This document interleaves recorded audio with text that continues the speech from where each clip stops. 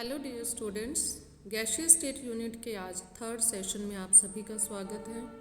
पिछले सेशन में हमने gaseous laws, Boyle's law, Charles law, Avogadro law आदि को डिटेल में डिस्कस किया था। फिर इन लॉज को कंबाइन करके हमने आइडियल गैस इक्वेशन लिखी थी और उसको डिस्कस भी किया था। ये जो नियम हमने पढ़े थे पहले, ये सभी नियम प्रयोगों व प्रेक्षणों, ऑब्जर्वेशन आदि के बेसिस पे दिए गए थे और इन नियमों का कोई सैद्धांतिक आधार नहीं था। फिर साइंटिस्ट डी बर्नौली ने इन नियमों को सैद्धांतिक आधार प्रदान किया गैसों का अनुगति सिद्धांत देकर। तो आज हम लोग गैसों का अनुगति सिद्धांत, kinetic molecular theory of gases के बारे में बात करते हैं।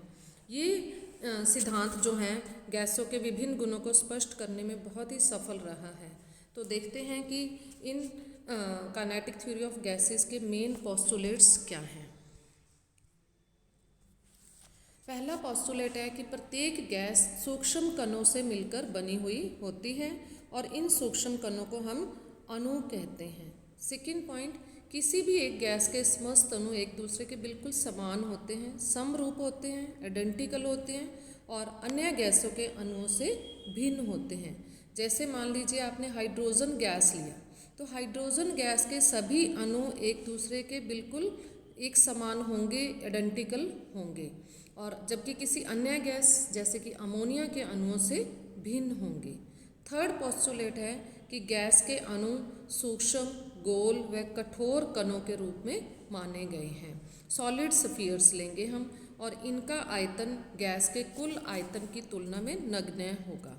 क्योंकि अणु बहुत ही छोटे हैं तो ये खुद बहुत कम आयतन ऑक्यूपाई करेंगे, पर हम जानते हैं कि गैसों को जितना साइज़ का वेसल अवेलेबल हो वो उसी सारे वॉल्यूम को कवर अप कर लेती हैं। तो यहाँ गैस का कुल आयतन का मतलब उस आयतन से है, उस वेसल के आयतन से है जिसमें गैस को लिया गया है।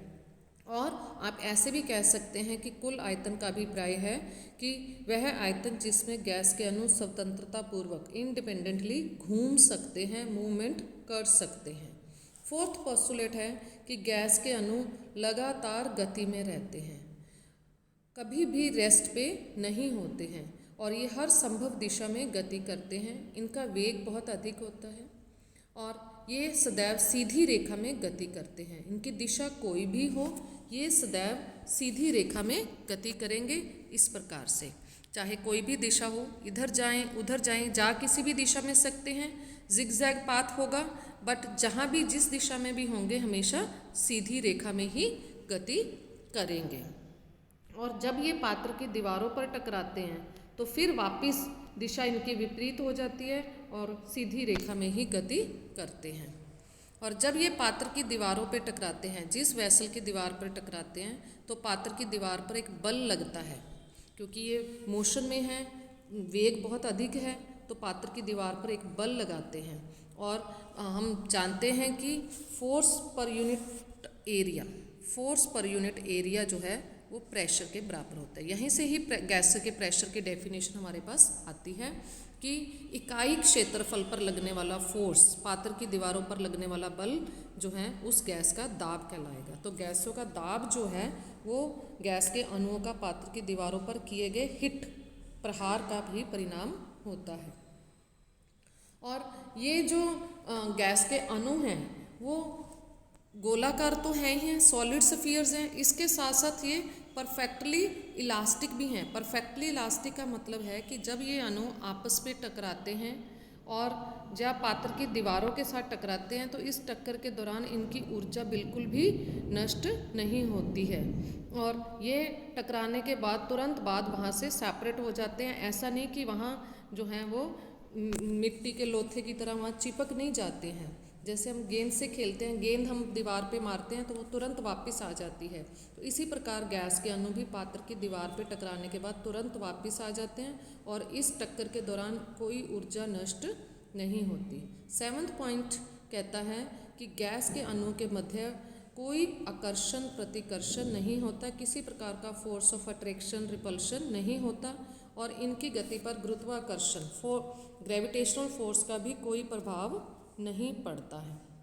नेक्स्ट पॉइंट है कि गैस के समस्त अणुओं की औसत ऊर्जा गतिज ऊर्जा के मान जो हैं उसके परम ताप के समानुपाती होते हैं, डायरेक्टली प्रोपोर्शनल होते हैं। तो इसलिए जितना अधिक टेम्परेचर होगा उतना ही गैस के अणुओं की गतिज ऊर्जा अधिक होगी।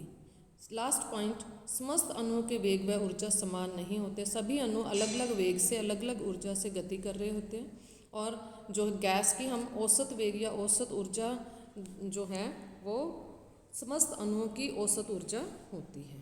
तो ये थे main postulates kinetic theory of gases के।